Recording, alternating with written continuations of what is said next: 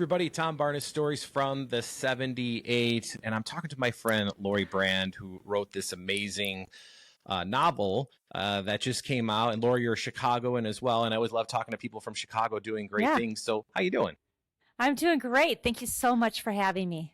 Absolutely. You wrote this book, Bodies to Die For, and it's a book about, what people go through, specifically women, right? On body image, what you would do for it.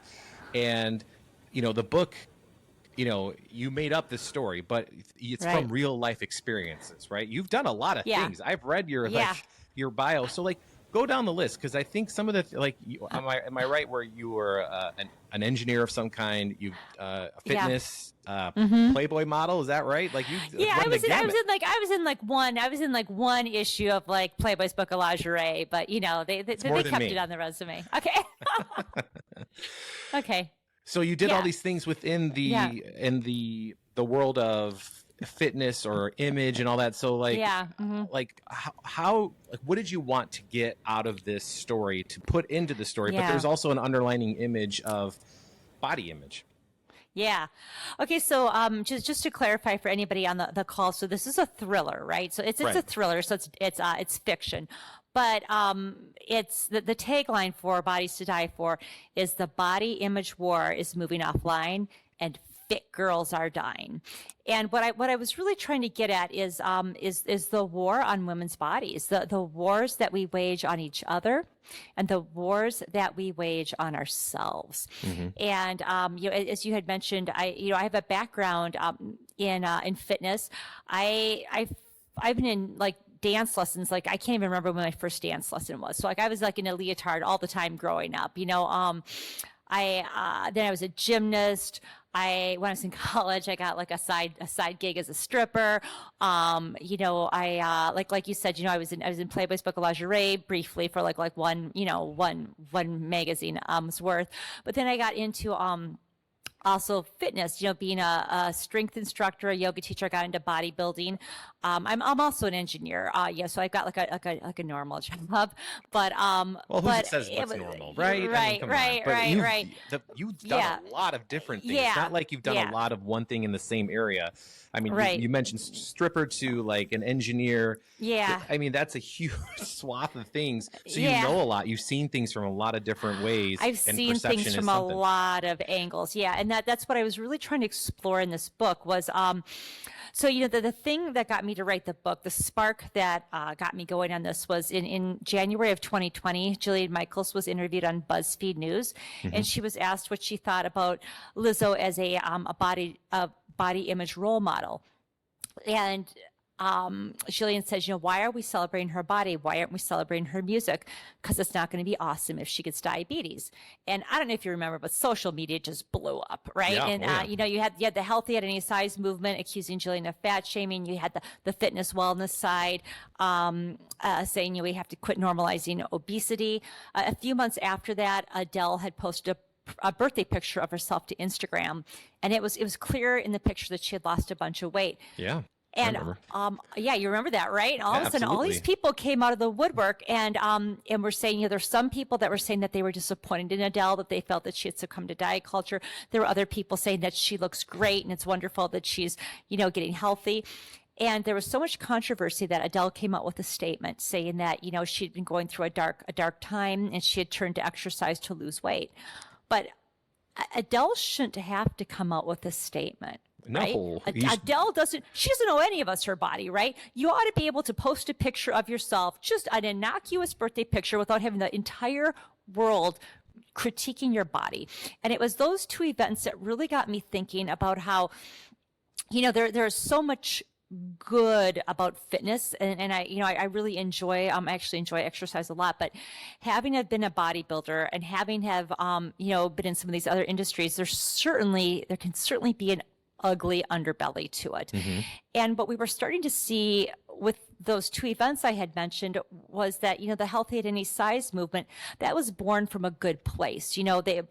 People's desire to be comfortable in their own skin and to not be judging each other for what they look like. But all of a sudden we were seeing this dark underbelly to it where indeed some people were criticizing people who chose to lose weight.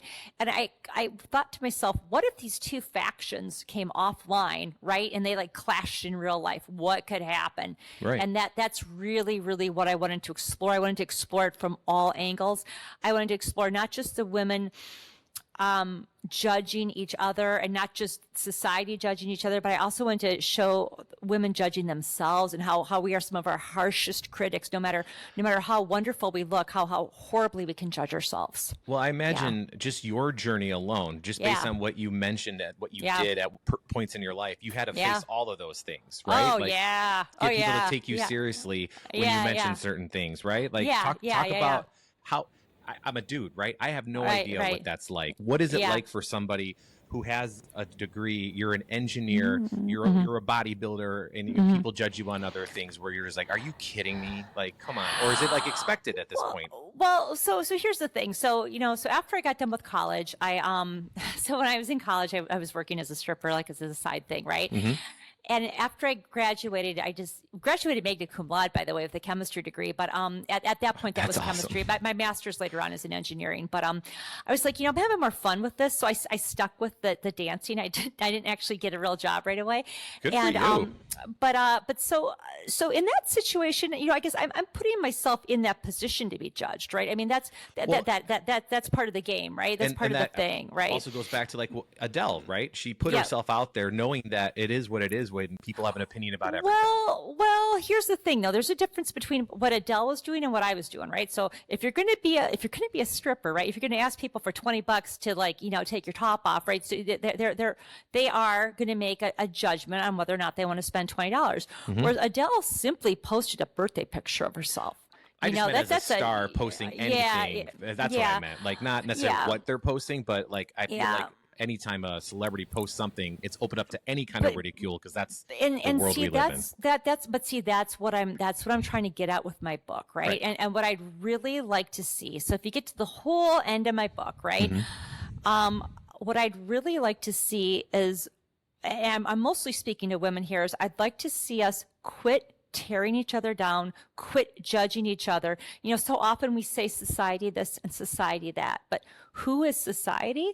Society is us, right? And so we have to be kind to each other. We need to quit judging each other. If we want to change the world, we need to start in our immediate sphere. We need to be, like if you see magazines at the store that, say like some celebrity on the cover, like gained a bunch of weight, or they've got like an overweight woman with like a black rectangle over her face, don't buy those magazines. Or if you see somebody ridiculing, maybe a woman's not in the room, but you see her being ridiculed, you say something. Or if, and sometimes we do what we consider to be the most innocuous things.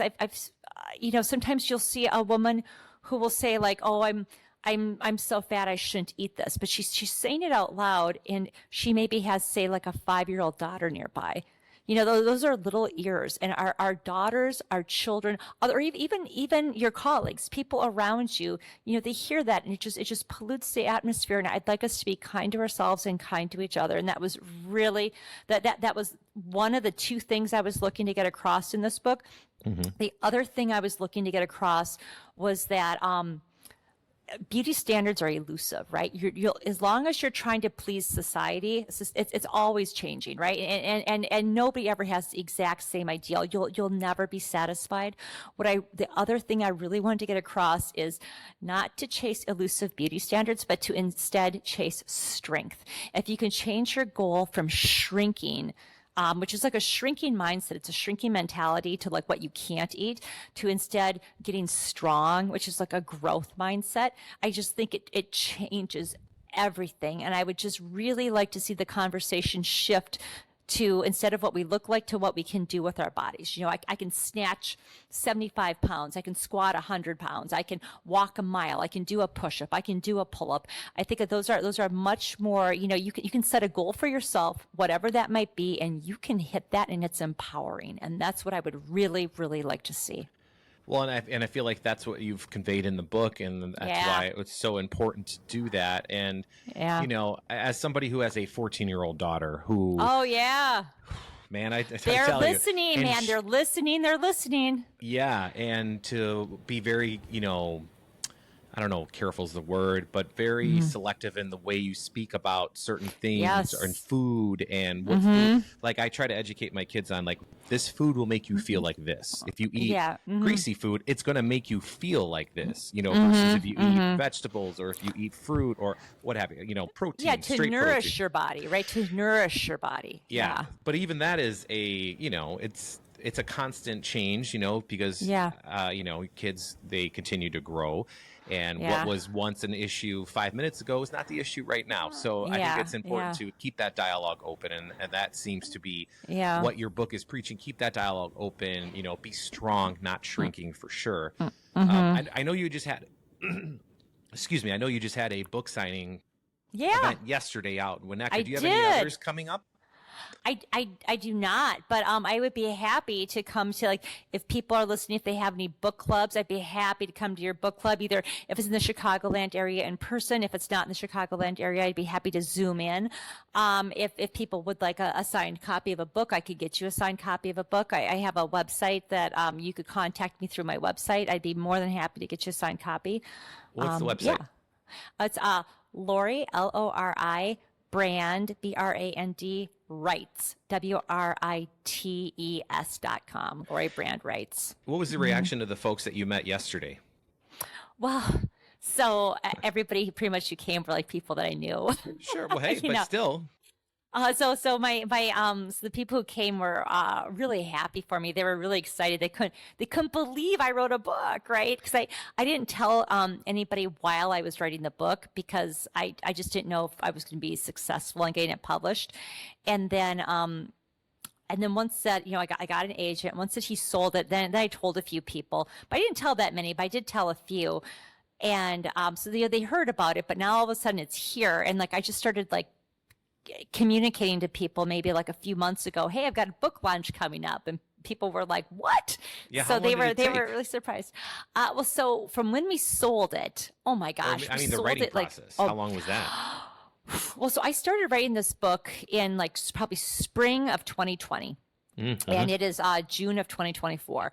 The writing process took me, the first draft only maybe took me like maybe 4 months for a first draft, but then you got to go back, you got to rewrite it, you got to tighten it up, you got to improve it. There's then a few months there, right, to just clean the whole thing up. Was this your first dive into like writing something like this?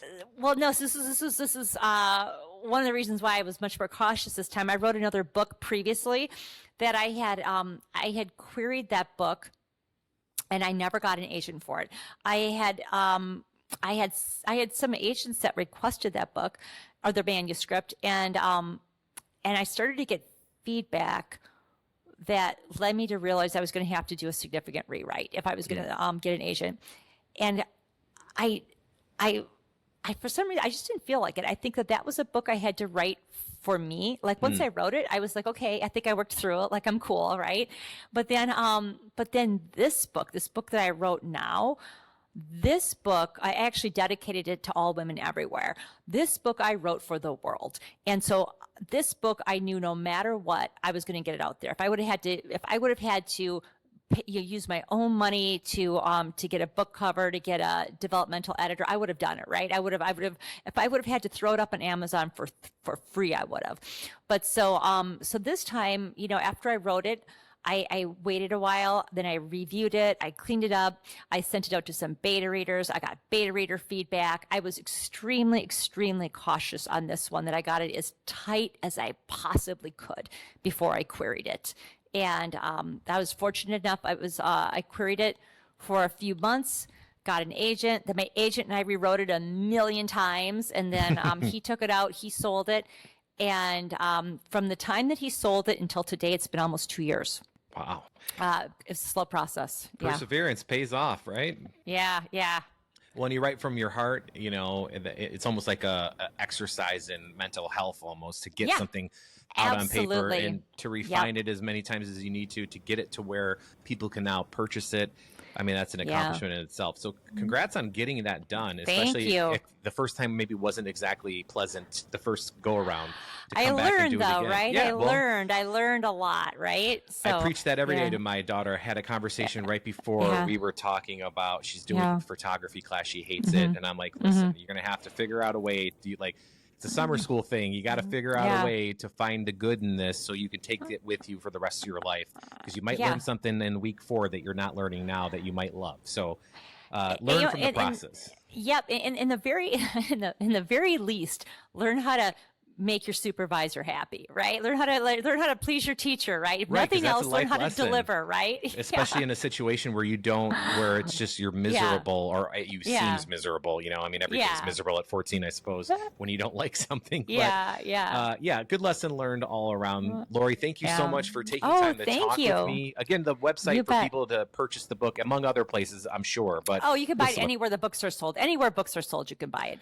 But my website is Lori, Lori, Brand, BRAND, Writes, WRITES.com. You can also find me on Instagram at Lori Brand Writes and Lifts, because I love to lift weights. So, awesome. Well, thank you so much, Lori. I appreciate it. Yeah. Thank you for having me.